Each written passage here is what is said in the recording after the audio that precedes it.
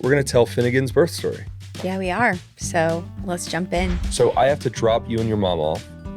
And at the door. They would not let your mom in. Going back to that moment, had you ever seen your mom so fired up? Oh, no. So she, goes into the mama bear mode. And she is the sweetest, most kind, gracious woman you will ever meet. But when they told her that she could not walk me to labor and delivery, that I had to walk by myself, she was like, let me go back there. Let me go back there. I was afraid they were going to haul her out. What's going on, guys? Jinger and Jeremy here, and we're back for another episode of the Jinger and Jeremy podcast. And this is going to we're going to tell Finnegan's birth story. Yeah, we are. So let's jump in. So you've given birth to the baby boy. His name is Finnegan. Yeah, Finnegan Charles Volo. He was born on March 28th at 5:37 a.m. Yep. Crazy.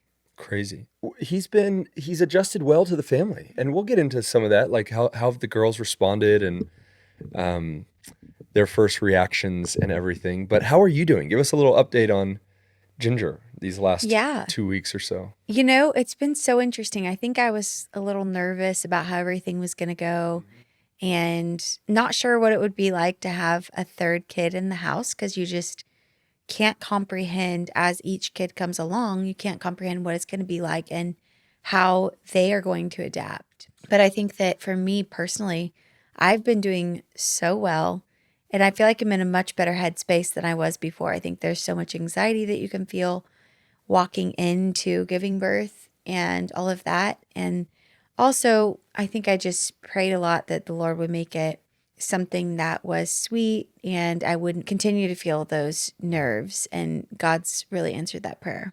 Okay, so talk about that. The days leading up to Finn's birth, where was your headspace? I mean, what was your emotional state? Because you had some wrestlings leading up that you've talked to me about.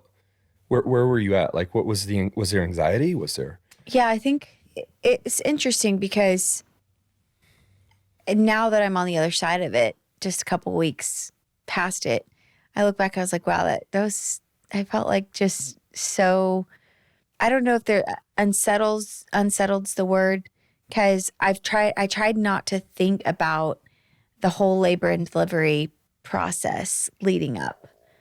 And so I think that in my mind, this is how I handle it. When I'm walking into the last few weeks of pregnancy, I really did not have my hospital bag packed until a couple days before I went to the hospital, literally like 2 days before.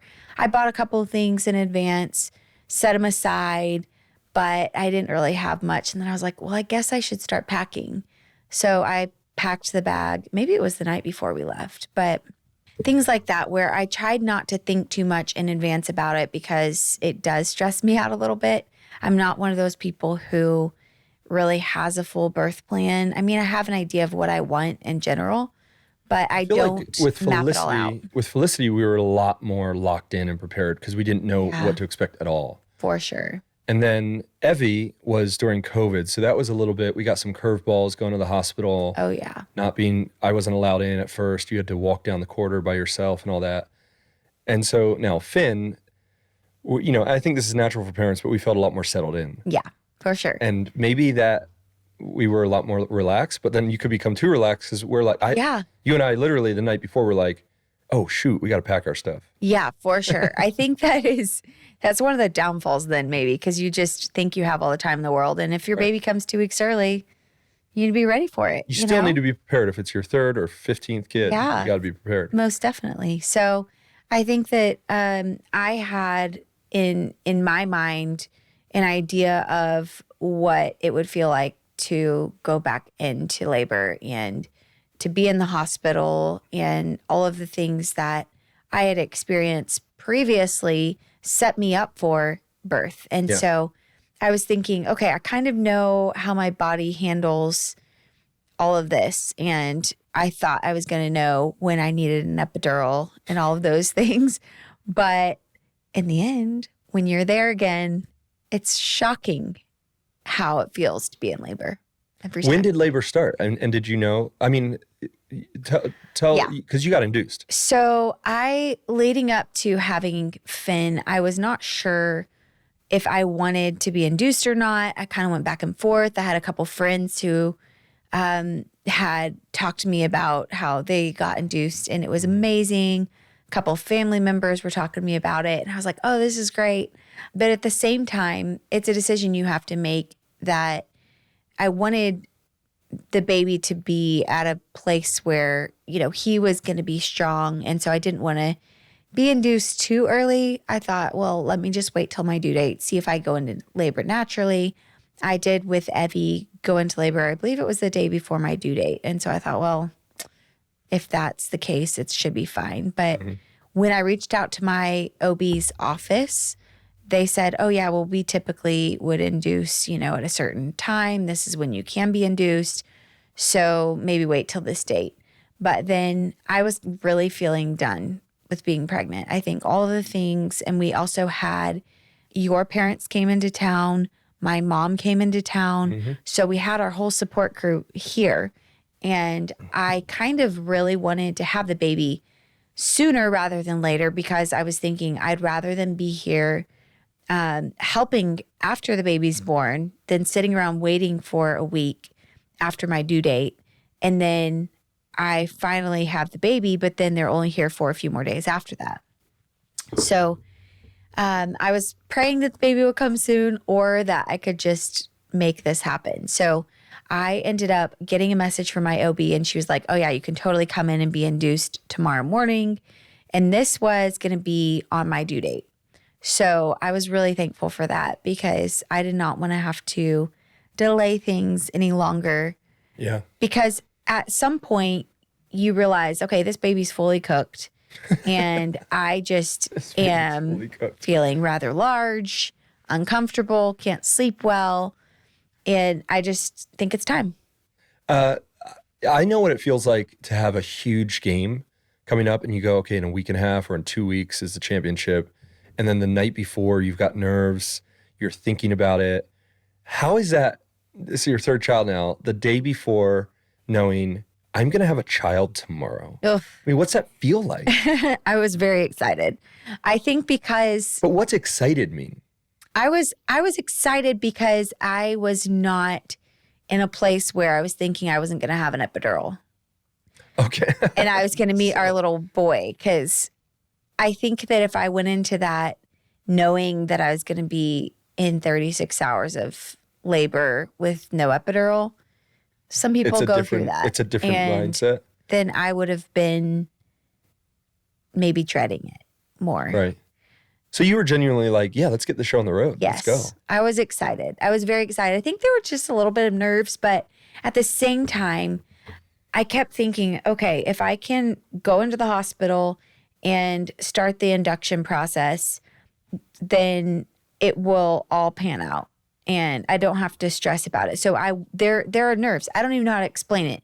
It's excitement. There are nerves of like anxiety that pop up, but it's not something that was so overwhelming to where I couldn't sleep at all. Yeah. Yeah. And you had your mom with you. That was really special. That was one of the most comforting things is knowing that my mom was going to be there because without her, I just don't think I could have done it because she's been at every birth. Yeah. She's been at, well, almost every birth for like even my family. I think that she's only missed 2, but each of ours, she's been there. And this Finn is grandbaby number 37 for my parents. And that is insane to think about. That's wild. And here's the incredible thing about your mom is she didn't just show up for the birth. She came a week before. She stayed a week and a half after. Oh, yeah. And was like, she's like fully committed. So she comes and serves. She's like taking everything off of your plate every morning. I mean, she wakes up before any of us. She's, I know, it's really sweet. It is so emotional. sweet. Where are our tissues? Probably here. Are they here? No, they're right there. Where are they? There they are. These are good tears. These are happy tears. Ginger's crying.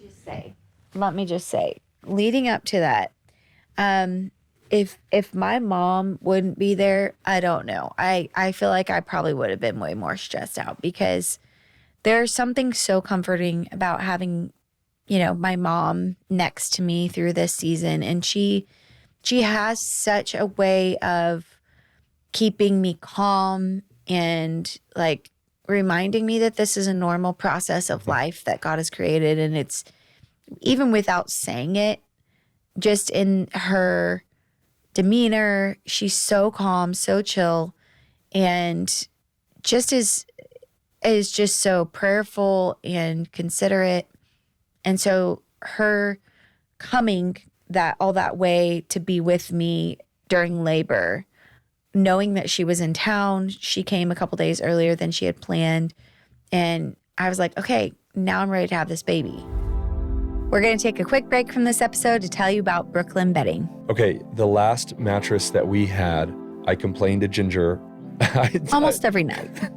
I'd say, I hate this mattress. You would sink into it. It would like change depending on where you were on the bed. It was not a good experience. Thanks to Brooklyn Bedding, that's changed. We've got a great mattress. We upgraded to a king bed, which for Saturday morning cartoons with now 3 kids, game changer. Yeah, for sure. Beds make such a huge difference in your quality of sleep, all the things, especially since I've been spending a lot more time in bed these days with a newborn. It has been so helpful to have a bed that's comfortable, and it helps when you have all those night sweats and all the things that happen, back pain, and no longer will that happen with Brooklyn Bedding. Yeah, and here's the thing. You can try it for up to 120 nights. If you don't like it, which isn't going to happen, they'll help you return it, or you can pick out a new one. So go to brooklynbedding.com and use the promo code Jinger, that's Jinger, at checkout and get 30% off site-wide. Yeah, and this offer is not available anywhere else, so you have to use my promo code on the very last page of checkout to get this discount. That's brooklynbedding.com, promo code Jinger. All right, let's take a quick break from this episode to talk to you about Ava. Ava is a credit building app that makes it super simple and fast to improve your credit. Yeah, interest rates are out of control these days, which means if you're making big purchases, you're going to be spending tons more money than you should if your credit is not what it could be. For just $6 a month, you can potentially save thousands of dollars. Ava can help you rebuild your credit, get you to a place where those interest rates are going to be lower on things you need to purchase in your life. And there's no credit check, no interest, and no fees. So check it out and download the Ava app, spelled AVA, today. And when you join using my promo code Jinger, that's Jinger, you'll get the first month free. So download the app, Ava, use the code Jinger, Jinger. If it's your first time, you will get your first month free. This is only for our listeners, so you want to take advantage. That's promo code Jinger. Thanks to Ava, go get yourself good credit. All right, back to the episode. And then your parents coming to be with our kids was another huge thing, because I thought, okay, we have an amazing community here, and I could ask any one of them in the middle of the night to come help with our kids. We're so blessed in that way.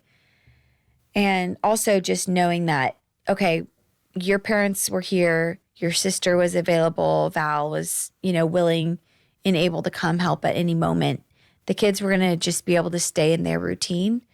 And it's when you have that, it just makes everything more relaxed, because I feel like without having your family, there's a certain level of stress that you're going to carry as a mom with 2 other little ones around, that you don't know if if they're going to be settled, but just being able to fully relax, they're taken care of, knowing that. And then also just, my mom and your mom were just taking care of all the things around the house. So laundry, dishes, they know the setup, they know the routine. And my mom even was organizing our house, just every single thing in my house. And prior to that, Joy came she was around for that month on and off before I had the baby. And that was helpful for me too, having her here around LA. It was great because it was a distraction for me leading up. And then once they left, once Austin had finished his work, then they headed out, and then we had a little break, and then there was family who came back. And so I feel like all of those things made me not feel like I was like alone, or there's a certain level of comfort that I feel like I need in that season. And family is huge for me. And your mom just comes, and your whole family, but your mom just came and put she was just ready to serve. Yeah. She just served from Constantly. morning to night, and in the sweetest way. And she would, I would come downstairs, and she's in the playroom on the floor doing blocks with Evie. Mm-hmm. She's just an incredible person. And so I could see how there's a way when you have your family around, you relax in a certain way. Yeah. And it's really special. It's huge. And so, I just think of your mom, though. She does that for so many, for the siblings. So when they're having kids, it's like she's locked and loaded. She's ready to go and serve and pour herself out for them. Oh, 100%. It's really cool. Yeah. And then your family, your mom and dad come out every couple months because they really want to be present with their grandkids. And these are their only grandkids right now. And so it's really amazing that they live so far away, and they'll fly on these 5.5, 6 hour flights every couple months back and forth from Pennsylvania to come see our kids, to be present for special events, for birthdays. Yeah, and gender reveal. When they come, you don't feel like you're hosting. You feel like you have the cavalry has arrived. Yeah. Like the support troops. They send us out on date nights. They're playing, games with the girls, taking them to school, doing all the things that, it's just when families like that, when they want to serve and help, it is such a blessing. Yeah. And it reminds you, when you have a big event, like having a child, life still goes on as normal. And so Evie Jo, 4 years old, still needs the same amount of attention. You could easily start giving so much attention to the baby that you neglect the other kids. Well, having family come around who are dialed in to serve, it's like they don't skip a beat. Like Felicity, Evie, it was like vacation for them because they've got their grandparents in. It was really, really cool to have them all come in. Yeah. Your dad came in for a couple of days and got to meet Finn, and was just same mindset as your mom, just ready to serve. Yeah, he went around our house, and my mom noticed a leak in one of the bathroom sinks, which I think we've been so busy, we overlooked it and didn't realize. They're like, this is going to cost you a lot of money. You should really fix this. And both of us hadn't even noticed it. And so it was helpful. My dad went out and bought the sink, that replacement part that we needed. He found, they talked to the plumber friend who can fix it for us. And then he was like, the toilet was wobbly, so he fixed that as well when he was here. So it's all those little things that family does that it just means the world. Talk about getting in the car. We're driving to the hospital. Is it hitting you like it's go time? Oh, yeah. So Jeremy and I said Jeremy, my mom and you were there with me. And we showed up at the hospital. And it was different this time because last time we were there, when we went, I was in active labor. I had labored at home with Evie Jo for I don't know how many hours, trying to make sure my labor was progressing. And that way they would take me, because they don't admit you at a certain point if you're in active labor. So once I was at a certain point, my mom and I had a midwife who was at home with us. They were like, yeah, it's time to go to the hospital now. You're in active labor.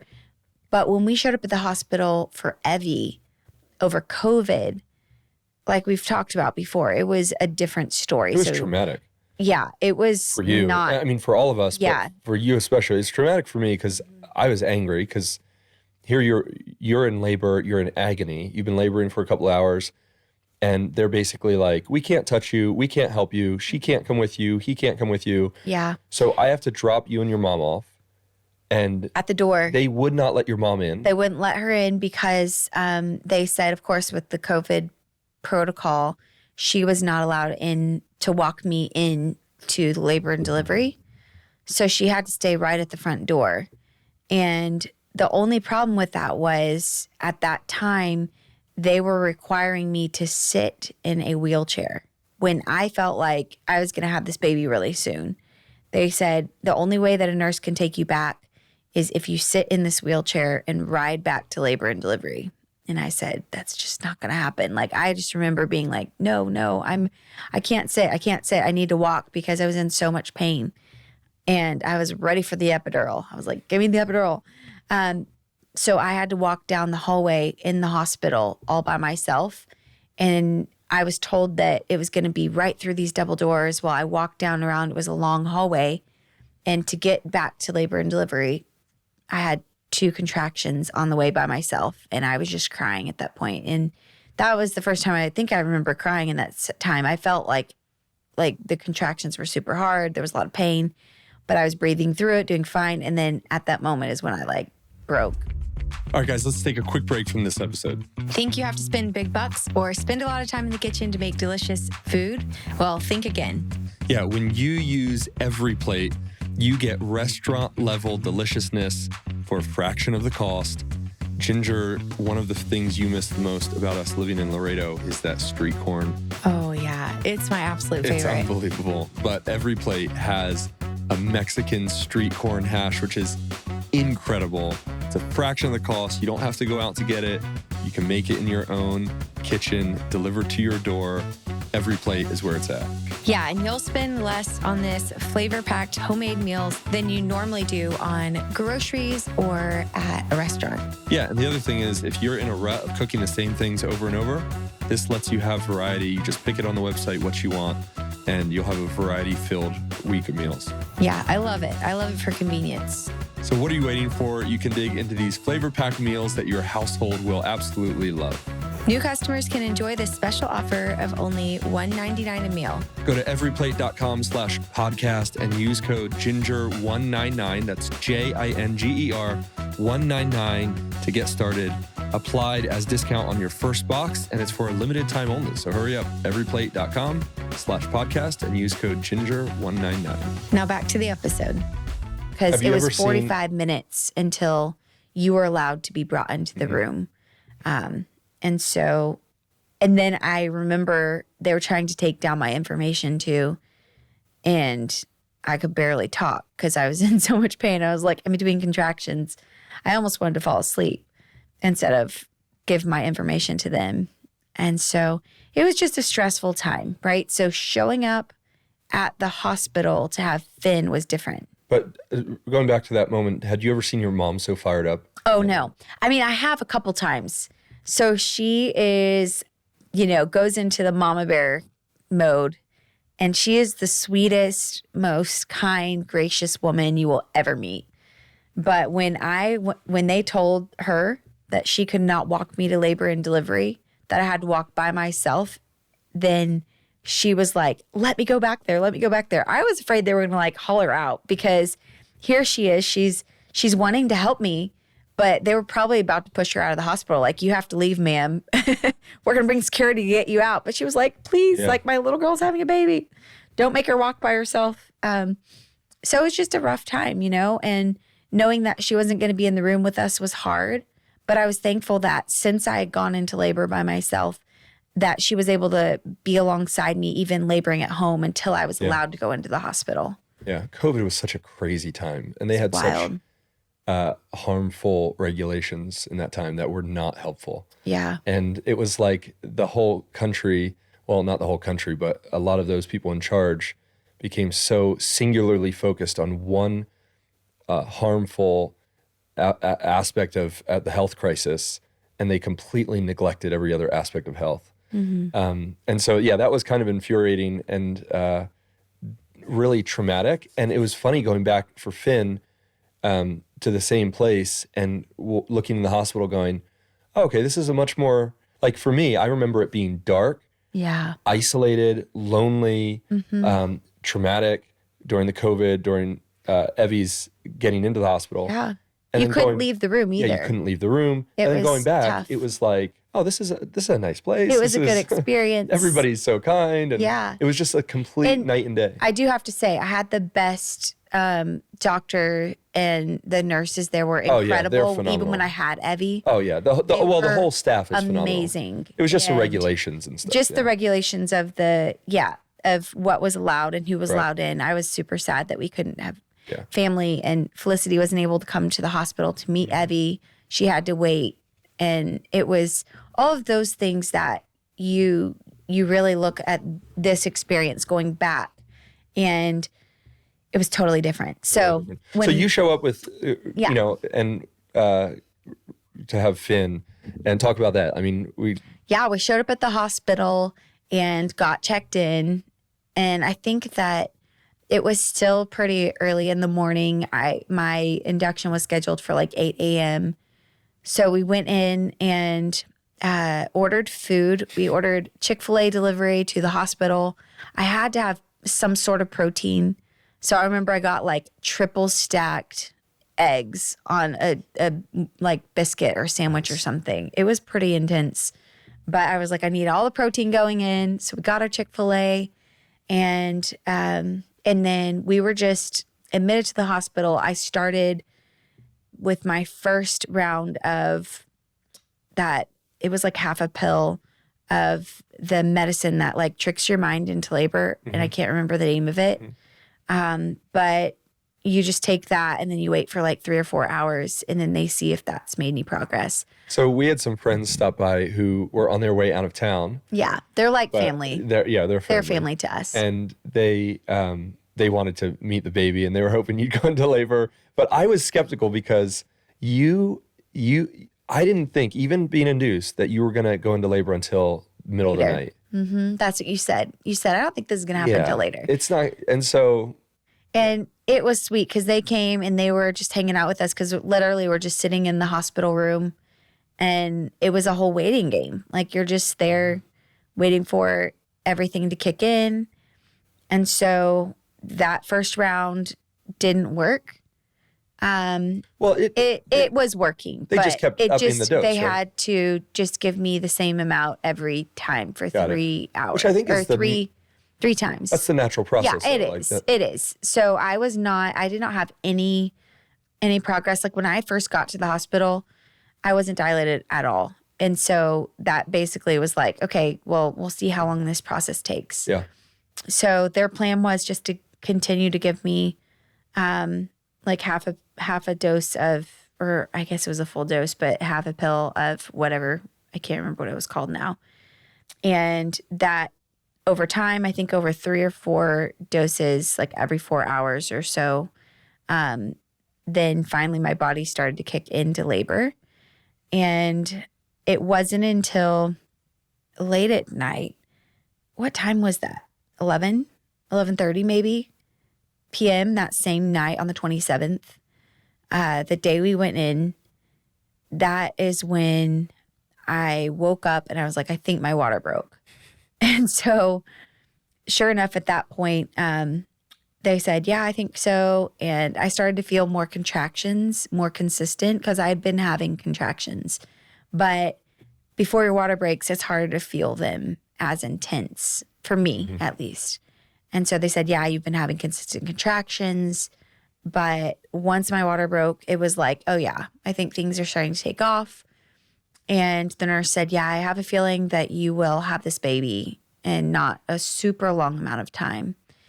And so anyhow, things were going great, but then it started to slow down just a little bit. My contractions were slowing a tiny bit. I was like, I don't feel like they're super consistent, but I was making progress and on the right track to have this baby.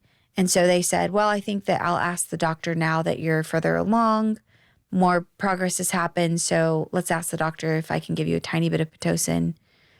And right after my water broke, my mom started to notice, I think I was in more pain. And I can kind of I feel like my pain tolerance can be decently high.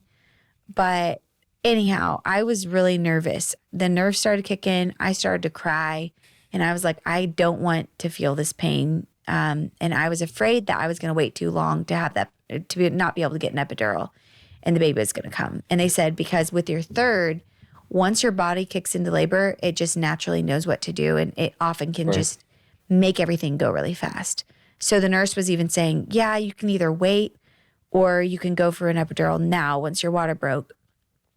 And my mom, I looked over at her and I was like, what should I do? What should I do? And she said, I feel like you should get an epidural. If you're already experiencing, a good amount of pain, go for it. And so that was helpful, having somebody who's been through this so many times, and they So kind of many know, times. she knows me so well. And I was thankful I got the epidural then, because, it takes 45 minutes for everything to kick in, for everything to be set up. So I had my epidural, and I remember after I got it, I started feeling so anxious, because I think that part of it was the reality of like, okay, this is about to happen, and it wasn't fully kicked in. So I was having a lot of contractions, and I was still feeling some of the pain. And so anyhow, I was just praying, and my mom was such a calming force too. She just kept talking to me through it. And she was like, you're going to be fine. It's okay. Just breathe and don't worry. And yeah, we prayed. I remember Well, you prayed. you just had a ton of fearful thoughts flooding your mind. Oh, yeah. I was thinking of the worst case scenarios, what my sisters had been through, and the traumatic stuff that they had experienced. I think that happens in birth, where if you hear too many difficult birth stories, then I think that the enemy can even use that to create fear and have you not trust God in that. And that's exactly what was happening. And so having people around me who were speaking truth, who were praying for me. I remember one girl had texted me. It was late at night, and she sent me a text message just saying, hey, how's it going? I'm praying for you. So after I had my epidural, I texted her. I said, it was like the middle of the night, and she just randomly texted me. And I was like, please pray for me. I'm feeling so anxious about everything. And she has had quite a few kids herself. And she just said, well, I'm praying for you, and sent me like a verse. And it was really encouraging in that moment. I was like, it's going to be fine. I just need to trust God. I can't control everything. I can't control how the baby's going to do, how I'm going to do in labor. And you prayed with me. And I just, it wasn't immediate that all of that fear went away, but it did. It went away, and I was able to just not be so anxious. My heart was racing, and then I knew I could feel my heart was racing out of anxiety. But then the nurse said, you just need to breathe and calm down. And then that made me more anxious in that moment. But then just praying, quoting scripture like in my head, it was helpful. And Do you remember what scripture you quoted? probably do not be anxious about anything, but in everything by prayer and supplication with thanksgiving, let your requests be made known to God. What is that reference? I can never remember Philippians references. 4:4. Yes. That's a text that came to my mind as well. And I think that's what we prayed, because the antidote to fear in those moments is thanksgiving and trusting the sovereignty of God, knowing, hey, God is in control, and giving thanks to him. It's kind of the opposite of what you want to do, but to begin a prayer in that moment and say, God, thank you so much for this child. Thank you so much for the miracle of birth, and then letting your request be made known. God, help this to go smoothly. Give Jinger peace. I know it's a prayer that I pray often for people, for us if we're in a trial, but then others who are in trial, is, Lord, give a spirit of peace, give them calm, give them comfort in this moment. Because it's real. Like, you're having all of these thoughts flood your mind, and then oftentimes those thoughts create other thoughts. So all of a sudden it's not just one fearful thought, it's 15. The domino effect. Yeah. Yeah. And that was the thing where in that moment, I thought I just need to not allow my mind to wander, because that was not helping me any. And so once I, settled down, then I like that excitement and joy came back. And I was like, okay, I just need to trust God. Yeah. He's got this. And that was really, really good, because then I was able to just relax. And I think that when I did, then I realized, oh yeah, this is going to be happening really soon. Yeah. Things started to progress. And I remember the nurse came in and she checked me, and she was like, oh yeah, I think we're going to have this baby super soon. And it was really sweet, because the OB that I had been seeing throughout my entire pregnancy I'd seen a couple others at the beginning, and they said, well, it might be whoever's on call who's going to come in. And I was like, okay, if that's how it has to be, that's okay. But I really wanted the OB that I've been seeing because she was amazing. The nurse that was her assistant, you know, whatever, she was incredible too. And so I was like, this would be a dream to have her there. So I just asked, hey, are you my OB? I don't know if I just see whoever comes in that night. And she said, well, because you asked me, I will come in. And it was very sweet because then that was another level of like comfort, just knowing, okay, it's not going to be a stranger that's going to be like, hi, you know. Nice to meet you. Nice to meet you. Now let's deliver this baby. You know what else was comforting is, so you're like dilated. You're ready to have this kid. The nurse is going, okay, don't push.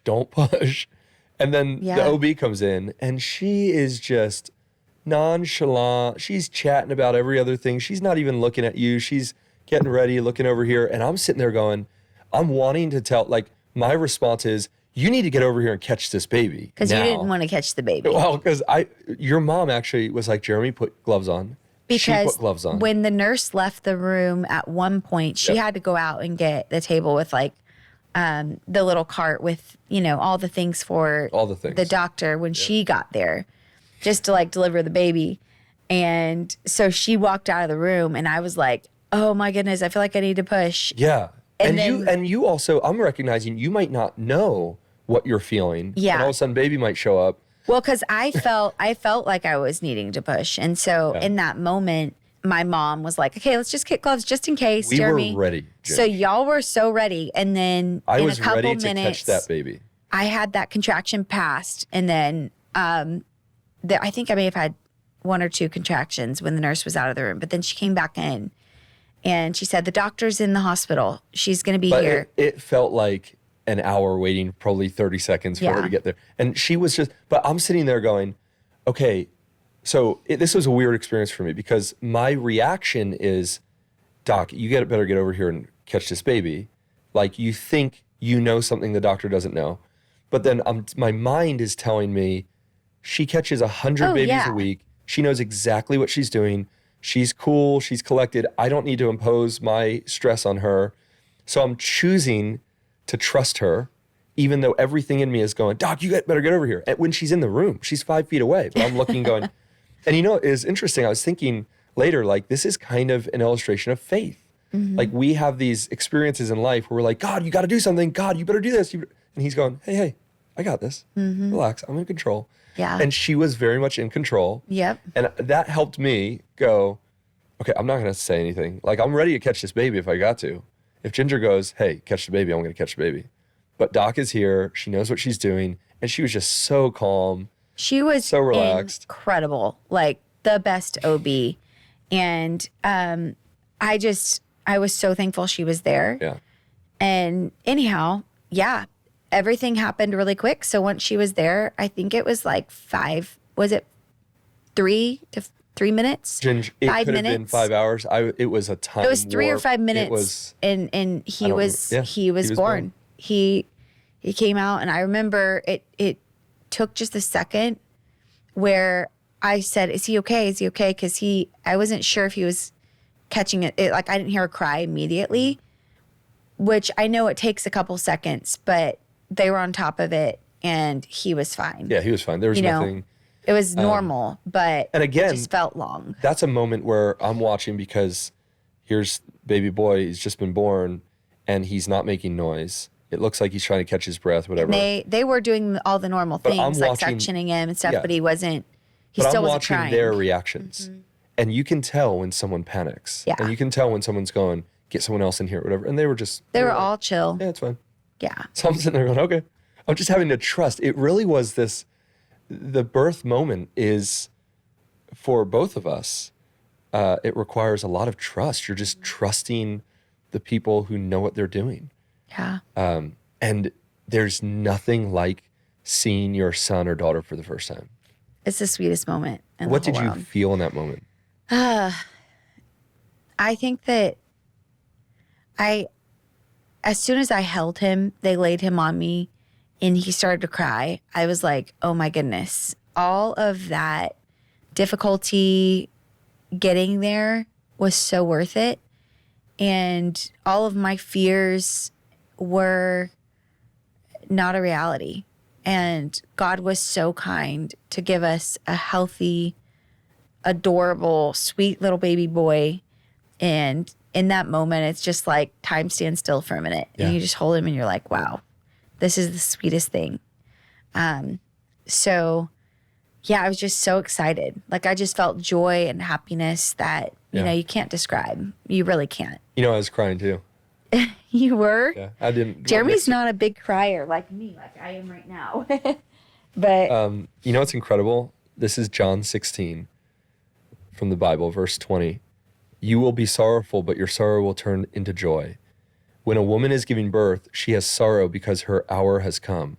But when she has delivered the baby, she no longer remembers the anguish for joy that a human being has been born into the world. Mm-hmm.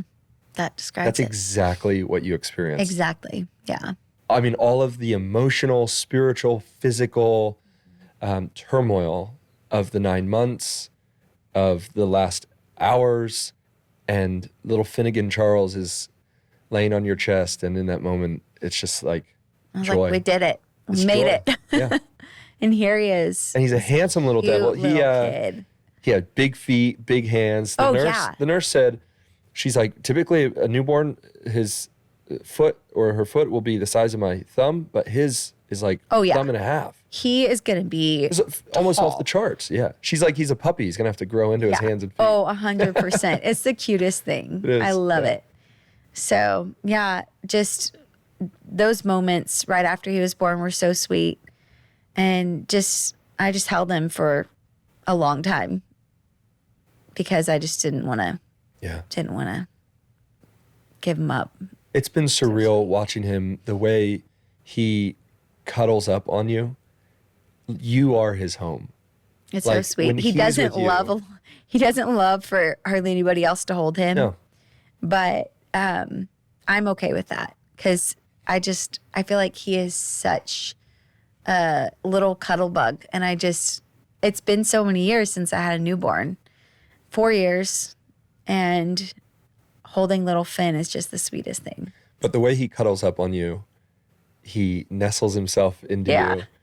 And there have been some moments where I'm thinking like, man, just days ago, he was inside your belly. Like, It's hard to believe. It's hard to believe. And you really are reminded of God's incredible design in birth, in human conception, the value of the child, the beauty of the child, the incredible way God has created the woman to be that child's home, to be his nourishment. It's undeniable to look at that and to deny a creator and to deny the value of that life. Yeah. You have to do a lot of searing your conscience and searing reality and rejecting very basic, plain, obvious truth to get to a point where you say, that life doesn't have value. This isn't a miracle of a divine creator.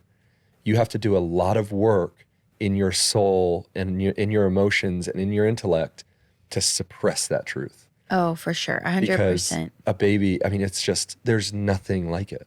It is incredible. It really is. It is such a miracle. And when we look at that little one, it's like they know, when it's time to eat, they know where they're like, they know how to eat. And like, that's something that's so basic. Oh, the moment he's it's born, crazy. he knows exactly what to do to eat, and you're nursing him, and he just instincts kicked in. It's insane. Driving home with him, it's sweet. I mean, you drive home with your new little family member. And the girls did get to come and meet him in the hospital. Yeah, that was such a precious time because having both of them in the hospital. I was talking to a couple of my sisters about how we were going to handle them meeting Finn, because Evie Jo she's more quiet in temperament, and she loves to just be with mommy and daddy, and it's her favorite thing. So I didn't want her to feel like intimidated by meeting Finn for the first time. Felicity, I knew that she was going to be over the moon, ready to hold him, all the things, big sister mode. But Evie, this is her first time. And so I was a little nervous about how she was going to handle it. But she was the first one to see him. She was. And she was so excited. Jared's mom, she brought gifts for the girls to give to him. And I think Evie was so excited. She brought the gift in right away. So I'm holding him, and she comes around and goes, "This is for you," hands me the gift. Yep. And I go, "Evie, look at your brother." And she goes, "It's so cute." Yeah, That's it was the first thing she said. adorable. It's so cute. So adorable. And I had Jeremy hold Finn because I didn't want Evie to feel like she couldn't come sit in my lap. I thought one of us should be ready to like hold her. So she came and sat in my lap and like looked at him. And I think that adjustment went so well. Felicity was just smiling ear to ear. She could not. And she wanted to hold him immediately. Oh, yeah. And she did. But then I was surprised. Evie wanted to hold him. Yeah. So Evie held him. Yeah. Obviously, we supported him. And then Evie would give kisses, but wouldn't make contact with him. It's better that way. Less germs when they're so small. I was like, give him a kiss, and she's like a few inches away and go, 6 inches away. And she would like make the noise like she was giving him a kiss, but from far away. It was so adorable. I could not believe it.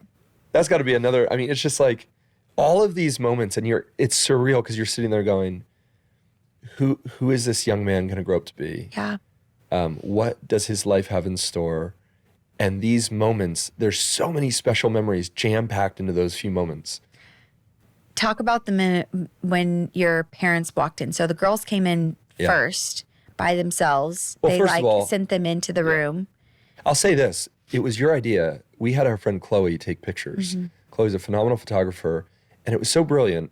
And I encourage parents, like, have someone who knows what they're doing with photos, because looking back on some of these, we've posted some, but then we have some with all of the facial expressions, which we've chosen not to post, obviously. But Chloe captured the moment Felicity saw Finn for the first time and the moment Evie saw him for the first time. And some of these pictures, I was looking going, wow, she captured the emotions so incredibly. When my mom and dad, when your mom, like when my sister was there, capturing the joy. And so get a photographer to come in. This was just a few hours after he was literally born. like I was sitting there thinking, maybe when I was about to have him, and I told Jairus, I thought, oh my goodness, we should have a photographer come. Yeah. But it was so last minute, like an afterthought almost, because this is how we are. I'm not much of a planner. And so I just thought, we should have somebody come in. And so Jared just got it, made it happen. And our friend Chloe is great. She was so great, she was able to show up, and Annalie took videos for us. So we would have that all there to where we could have those moments captured when the kids were meeting. And one of those moments was telling my mom and dad and my sister his name. Unfortunately, my brother Charles wasn't able to be there. But my dad's name is Charles. My brother's name is Charles.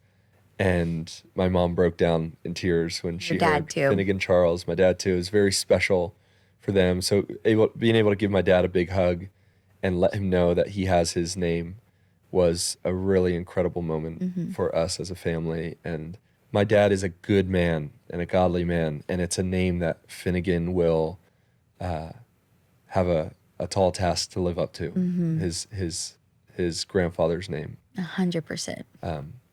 Well, Ginge, thanks for sharing a lot of that. It's been an incredible journey watching you go through this. When you gave birth to Felicity, I remember just being astounded at your resilience and your strength. And it's just been that way for every child. And you're an incredible mom. Finnegan has a beautiful home in you, but in the family he was born into. And I'm excited for this little guy. Oh, well, thanks, baby. Appreciate it. Finnegan Charles' birth story. Yeah, that's it.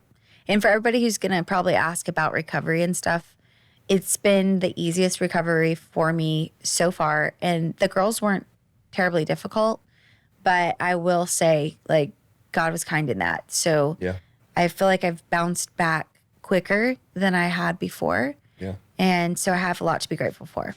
God is good. All right, guys, thanks for hanging out. Yeah, thanks. Please don't forget to like and subscribe and turn on those notifications for the next video. Yeah, we have a vlog coming out of the birth story too, so that'll be cool. Great. We'll see you next week.